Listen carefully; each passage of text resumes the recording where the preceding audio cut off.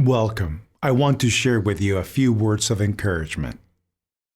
As we control our inner talking, matching it to our fulfilled desires, we can lay aside all other processes. Neville, we imagine the wish fulfilled and carry on mental conversations from that premise through controlled inner talking from the premise of fulfilled desire. Seeming miracles are performed. Neville, he's basically saying to have your inner talking match what you want as if it is done. So saying stuff like, I got this job. This job is mine. I'm totally qualified. I got hired. I'm making money again. It's so awesome I got this job. This is thinking from the end, because you are already stating this job is yours and it is done. Do this habitually through repetition. What thoughts and feelings are you consenting to? Match your inner speech to your fulfilled desire. You can do this right now. You don't have to be at a church, and you don't have to be in a quiet place alone. Just switch your thinking to that which is positive and is in the assumption that you have or are what you want to be or have,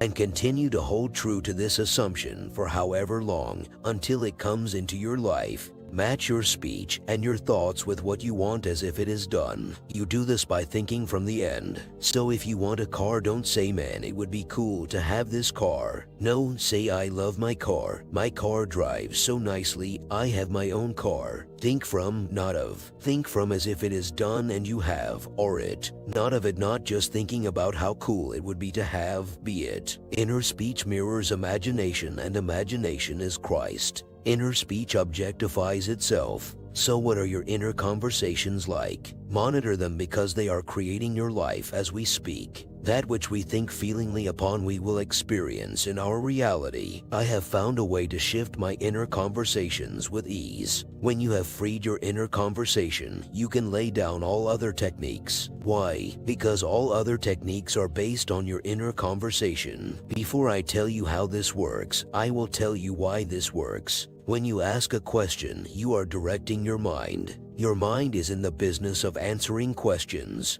any question. So as you ask a question, you are literally changing your focus every time. The technique uses this truth and uses it with simplicity. Whenever you become aware, which you will, that you are carrying on an old conversation, follow these steps. 1. Notice with kindness. Remind yourself that this is an old conversation and it does not belong to you at all. 2. Ask yourself this question. If I already were who I wanted to be right now, what would my inner conversation be? 3. Freestyle. Literally, be free. Speak from the new conversation now. Do you feel how your energy shifted? That's it. It works every single time. Have fun with this. Here is a powerful insight from Neville Goddard. Inner talking. Put off the former conversations which are corrupt. He calls it the old man. So I sit and I think no one sees me, no one hears me, I'm all alone. I can just feel sorry for myself and go to the backyard and eat worms. And so I sit down and I feel very, very sorry for myself. I carry on these inner conversations feeling horrible. And then he comes to the conclusion, what have I said? What have I done? If you have a goal, I do not know his goal. I said, if you have a goal and it's dollars and cents, whatever you have made this year, make it 10 times, make it 20 times what you made. Now you know it's all inner talking anyway. What does it matter what others make, what they have made? Make it. You'll be no better off because you made it. You may be no nearer the goal of awakening as God himself, but you're living in the world of Caesar and you've discovered now how you do it. Put off the former conversations that belong to the old man, for that is corrupt, and put on the new man. I say to you, start these inner conversations. You will notice, because we are all creatures of habit, you have a habit to overcome. In the course of a day, you'll find yourself thinking negatively 1,000 times, and you will carry on arguments with 1,000 people from premises of unfulfilled desire. Don't try to justify it. The average mind, not knowing this and knowing this story,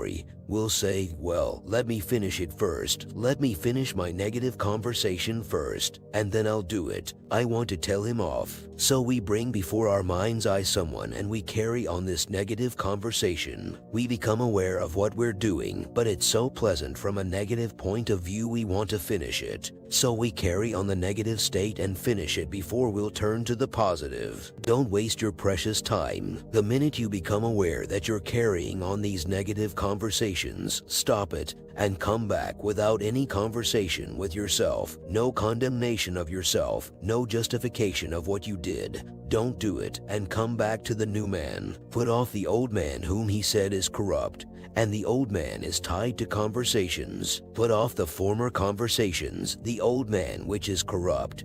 Put on the new man, which is created in righteousness. Well, if the old man is tied to my former conversations, the new man must be tied to my future conversations. Well, start it right now. This whole thing is all within us. If you really want to transcend your present financial status, you can do it. Your status in this world, no matter what it is, you can do it. You can do it by controlling your own wonderful human imagination as you control it in words. For we are talking animals, as it were. You can't stop talking. You get up in the morning before you even see anyone that is conscious you're talking to yourself, aren't you? In your dreams, you're talking to yourself, and all through the day, you're talking to yourself. And may I tell you, as one who takes this platform twice a week, and who will answer letters brought in, and all these things, devoting my entire life to it, in this strange and wonderful world of ours, I have to arrest my inner talking every moment of time. So let that encourage you. Every moment of time I find myself, inwardly, from a letter received where there was no gratitude whatsoever, nothing but complaints, even though a dozen things worked beautifully, and then your reaction is, so what? And you have to stop it right away. As you become aware of what you're doing, you've got to stop it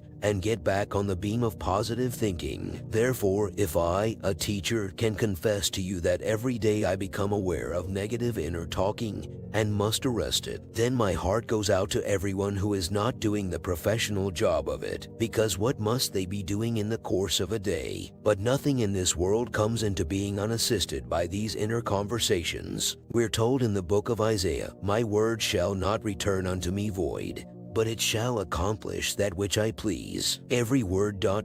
so that's positive thinking now. Every word will accomplish that which I please. Not one word can return void if I do it in that manner. For you can spend ... if you think in the course of a day you waste your time, spend 5 minutes in constructive inner conversations. It will overcome so much of the negative. Spend 5 minutes, sit down quietly with yourself, and carry on these wonderful inner conversations from fulfilled desire. May I tell you, no power in the world can stop it from coming to fulfillment. It must accomplish that which I please. So you are pleased with this inner mood, and you do it. May I tell you, men will not even be aware of it. But everyone who has succeeded, they've done it. There are men today so completely geared to making money that they don't think of anything else. So all their inner conversations are from the premises of successful ventures in the making of money. I'm not saying you want money. I'm not saying that you are satisfied with what you have. I'm not saying that. I am just telling the whole vast world, whatever thing you desire in this world, there is an inner conversation that, if true, would imply that you've realized it, and you carry on these inner conversations. Let no one tell you that anyone can stop you. They can't stop you. Someone this very night in a dungeon may be actually setting in motion tomorrow's conflict. They carry on a conversation within themselves from some horrible premise based upon a feeling of being abused or being ill-treated or being taken advantage of. There they are, and they're carrying it, and no one can stop it. They can't stop it. But you and I, knowing this, let them alone, because you can't stop them anyway. Leave them and let them be exactly as they are. But you and I can start our own positive conversations and in some way modify them in our life. If we don't live in this manner, we're going to fall victim to what they're doing. I tell you from my own personal experience. So these inner conversations are part of the mystery of Christ. I have been teaching now since 1938, the second day of February of 1938, across this country, as I am to you. Small audiences, large audiences, vast audiences on the radio where you could not number them, where 26 states were tuned in. On TV where you go and maybe 500,000 people still tune in on Sunday afternoon, and after all these years, 1938 to now, I still find myself in need of constant watchfulness. So I, professional teaching others what to do, find myself in need every moment of time of watching what I inwardly say to bring myself back to the wish fulfilled. Then don't condemn yourself, just don't spend one split second justifying failure. Come right back to what you want and not dwell on what you don't want. Do it and finally it will become a habit.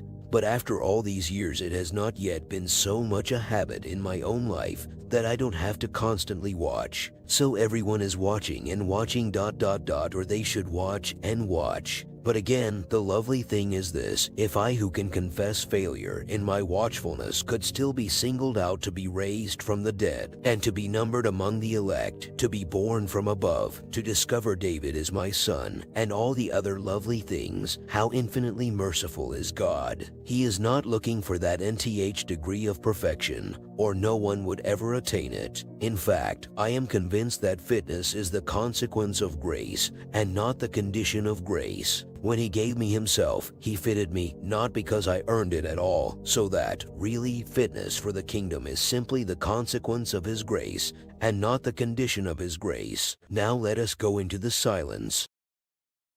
Type Amen if you feel abundant.